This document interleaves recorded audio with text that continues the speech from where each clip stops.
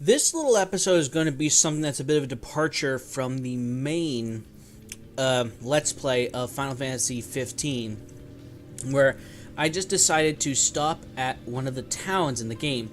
At the time I recorded this, it was maybe into the third chapter, just a little bit, and I decided to come around here to do some work and pick up some items. And that is the town of Lestallum, which is a bit of a major plot point as you continue the game. So Lestallum is one of the first major towns that you encounter in the game. It's way larger than the rest of the outpost, even though the game classifies it as an outpost itself. It's a town, it's a city. And one of the things I like in the fact that it's a town is that in the modern day of gaming, you can really tell a lot about the culture of like the area. Like each town has its own design, and because of that it feels unique. And that's one of the things, again, that it has over Final Fantasy 13. Yes, and I'm going to continuously keep on bashing Final Fantasy 13. Some people might think, my god, those developers had families, man, think about them. But it's just anything but that game, and I'm just happy to see it. And I think it's really cool in that Lestallum itself, it seems very familiar to me, and that's because it seems to have very conscious design elements that seems to mirror Southern European and in my opinion specifically Italian towns, and even more so it seems to mirror towns I've actually been to on the Amalfi Coast, but it's up in the mountains instead. So while I was here, I just stopped to pick up a couple of side quests from this guy who looks like he starred in Lost or something like that, and he has an awesome meteor. It's all he was missing was a 4chan cap or something like that. Although he had only a very simple task for me, is you need to go and take some photographs. And at the time when I was here, of course, I didn't do that. I didn't even notice the sweat, and I didn't even consider it. It wasn't exactly the heat of the area, but the heat of the meteor that's causing this sort of thing. So that's pretty interesting to think about. So, in the fact that Lestallum seems to resemble Italian towns, in my opinion, and it's very, very friendly. It's very, very warm, no pun intended, and that it makes me feel very comfortable, and I think the music itself actually contributes to that, and it just feels so nice. It feels like you're welcome here, and it's even better. I'm actually kind of happy I got here at night, because once all the lights go on, you can see just how comfy it is, for lack of a better term. And I usually don't spend time out at night. I just go to the rest areas to just turn the day over to morning. But when I come back here, I can see that, wow, this looks pretty good. And that's one of the things I really liked about the game, of course, is the lighting as well. And when you take into account all these outposts or all these towns, and the big point of how light and darkness sort of mesh together. Actually, with the older cars, it reminds me a little bit of Cuba as well. It's especially the old part of Havana that this seems to resemble. I mean, when you take the old cars into account. This town is pretty interesting, too, back to what I said about culture, in that when you get here, Iris, one of the characters, Gladio's sister, points out that all the town's workers are apparently women. And I could make a joke about how all the streets are dirty and something like that, like no one's actually hired any women to do sanitation or anything like that, but also the fact that it's weird because that seems to be inaccurate information, because all the major shop proprietors are men. And I suppose that you can say that, okay, maybe the women are the tradesmen, no pun intended as well, and all the shop proprietors are men, but it just seems to be like, okay, if you're saying that only women do major work in this town, why not just change all the vendors to females? Not like I'm going to be doing that sort of thing, where, I mean, it's the current year +2 now, so I'm going to leave that alone. Oh yeah, I'm going to wave to that person. Everyone in this town's friendly. Again, going back to the culture. Everyone's friendly. I don't know what waving to people does. Maybe it gives me a brownie point or a moral point so I can unlock some secret ending, like you wave to X amount of people. So I'm just walking around, just taking in the whole thing. I mean, this looks like a town. The only problem I think I have with this is, like in so many video games, these towns appear to be underpopulated. And that's a little bit too bad, because this could make the town seem like it has a little bit more purpose, or it seems to be like it's lived in. It's the same problem like some people talk to Oblivion, how the Imperial City only has like 50 people living in it, where it's the center of the capital should have way more people. So this is, of course, the power plant that seems to be siphoning energy from the meteor. I can't go in here just yet, but I'm fairly certain that this will have some sort of relevance later in the plot. And I don't know anything about that, so I'll have to keep on playing and see what that's going to do for me. So Lestallum is also interesting is because it seems to be a major market hub. Yeah, you were able to find a whole bunch of shops before this, and they were mostly limited to things like the gas stations or the service stations or the mini marts that you find along the road. And I don't know if I actually go straight there. I think one of the things I wanted to do was pass the time to morning, because as beautiful as the town is at night, it's way better in the daytime, because that way you can see all the cool decals, all the cool signs. So no, I went to spend the night before going to the market. But going to what I was saying about the market, in that it's one of the areas where you can find a large amount of stuff. It's the largest shopping center that I know of in this game yet. I'm still pretty early into the game. I don't know a whole lot about where I'm going. And no doubt there will be a larger city, in my opinion, that will have more stuff for me to buy. So I didn't have enough to level up. I mean, I didn't even see what Prompto's new ability was, because I didn't pay attention to that. So I saved a couple things. I mean, am I the only one that thinks that Prompto looks a little bit like Cloud? That can't be an unconscious decision there. He just doesn't have the same facial expression there as him, which is a stern and ever stern look. Okay, so daytime.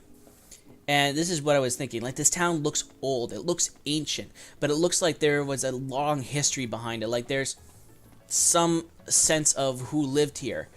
And these are the sort of things I think about. Like, I look at the cobbled streets and all that, the hand-laid stones. And it reminds me of, again, old cities like in Greece or in Italy. You even got like street performers. And again, this sort of thing makes the town look alive. And that's one of the things that I don't think you see a whole lot in, well, I mean, you do. Like in Witcher, like a lot of people say that's one of the best games ever made in terms of RPGs. Those towns look good. But all I'm saying is I need to see it in more games. I'd love to see it in more games, like street performers, stuff like that. Or the heralds talking about like a church or religion or something like that. People selling things from stalls. And here we are in the marketplace now, where you can see all these shops. There are way more shops than anywhere I've ever seen. And all these shops specialize in a couple of things. Like this guy here, I believe, sells me a whole lot of ingredients. And a lot of these ingredients are for things that I haven't gotten yet. So it's an ability for you, it's an opportunity for you to fill out what you can make. So in terms of like the crafting and all that, I pick up a couple things I didn't have before. And I don't think, yeah, there he is. Ignis just got an idea. And all that can come from is just picking up a new ingredient that you haven't seen before. So it's an opportunity for you to expand your inventory, expand your crafting abilities here. And that's basically what I'm talking about here with all the shop proprietors are men. So it means that the all women are workers thing is horse honky. And I guess like they're all strong, independent guys that wear assless chaps all the time. I mean, look at them. They're there. I'm not saying they are. But they are. So this guy, I don't know what he sells you. I don't know what use these things are. I mean, it's white sunglasses, bandages. Look at some of these descriptions. There's, and I think it's really cute. I mentioned this in one of a future episode. I'll mention this, but all the icons there are like Final Fantasy VI. It's what it really reminds me of. Like, look at his white sneakers, or the bandages that prevent blood clottage. I don't know what any of these things do, but they're crazy expensive in comparison to everything else. And this crazy old man and his grandson, if you do like the quest for him, if you picked it up, it just, he doesn't talk like a regular child. It's almost like the grandpa's the puppet, and like the child's the puppet master or something like that. I don't know. I'm gonna have to look into that, see how it is. So I just offload some of my stuff there, and I'm hoping that later in the game, as I go on, I'll find larger settlements. There's got to be at least one city in this game that I haven't gotten to yet that'll help create like a larger sense of like shopping, like items, weapons, crafting materials, stuff like that. The way that these things should work, I think, in my opinion, is escalation. So as you go around these game worlds, as you find one larger settlement like a town, you start out with a garage. It gives you basic stuff, basic weapons. You have a friendly neighborhood arms dealer who pulls in with a truck every now and again, who sells you his wares. And then you go on, you find a town like Lestallum, which is much larger, a bigger pleasure to walk around in because it's good. I just walked around here. I just walked around just to see how things looked, just to see how everything sort of meshes together. And eventually you move from a town like Lestallum, and you move to a larger town or perhaps a city. And this game really presents cities in there, like Insomnia. It's a big metropolitan looking city. I'm afraid, I think that I'm going to doubt that we actually get the opportunity to explore a large portion of it. And going by a lot of these video games, I'm going to guess, and I'm not going to say for certain, that eventually you'll have to return to this city. Oh, there we go, there's our friendly neighborhood arms dealer who sells a whole lot of stuff. There. Oh, I can feel the freedom coming from this store. It feels awesome. So eventually we'll have to return to that city, and I'm hoping that eventually we'll be able to explore something like that, because like I said, escalation. And if you're going to be doing something that's story driven, I mean, it is, I don't know if I would call this a major sandbox game. I don't think I would, but if we're going by that formula, there should be increasingly larger locations. Until then, I'm very happy with Lestallum itself. It's just a precious little town that has a good music, by the way. I can't hear it right now because I'm doing the commentary, but like if you walk around, the overall theme of the town will change depending on what area you're in, which is good. I like that little dynamic edge to it. Even if you're near the street performers, like the sound of the town's music will actually drop down so you can hear the street performance as well.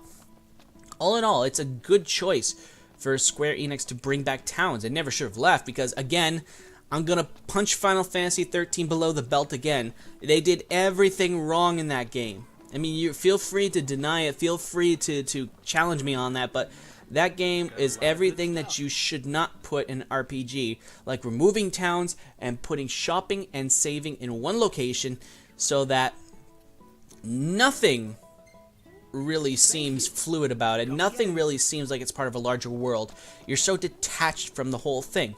And you come to something like this, it just feels right. It feels natural. You're supposed to have towns in an RPG. You're supposed to have character. Towns have character. Even if they were, like, even in Elder Scrolls, I'm going to go back to Elder Scrolls again, where you had towns like Bruma, that was up in the mountains. It had its own character because it was so close to Skyrim, so it had influences. Or you had Leowyn, which is down the south, which has the elements of Black Marsh. These are all things that make your world seem like it has a lot more interconnectivity. And it makes it seem like the world has a lot more meaning. And the world actually seems like a world. It's just not like static points. It just feels good to just walk around and explore everything. I like exploring. This should be a game about exploration. It's a game about story, of course, but exploration plays a key role in everything. So I have to say, like, my first experience with Lestallum was an excellent one. And I'm hoping that there are more towns so that I can explore them, check out every nook and cranny, see how the look at the chaps right there. So I could see how the game's culture, that the lore builds itself, as well as the game designers sort of forcing me into this world, that it just makes a good experience. So I'm going to keep on making the episodes. I don't know when I'm going to put this one up. Naturally, I'm going to be aiming to try to do it before my next major episode. But until then, I hope that you enjoyed this little spiel, this little interlude here, as I explore like this little part of Final Fantasy 15. It's a good game. It's a great game in my opinion. I'm truly enjoying it. And I liked saying that about a video game. Any video game. I haven't started playing Final Fantasy games until relatively recently. But if they're going to be like this, if they're going to be enjoyable with nice, beautiful locations, look at that. Look at that. It's well crafted, and it has a history behind it. I just love cities. I just love towns. I like seeing the stories behind them all. But if it keep on making things like this, making their locations unique and interesting to explore for the player, then I'm really going to enjoy it. I'm going to enjoy this game. I am enjoying this game. So, once again, thank you very much for watching, and I hope to see you in the next video. Have a happy new year, everyone. Happy 2017, and I'll see you all next time.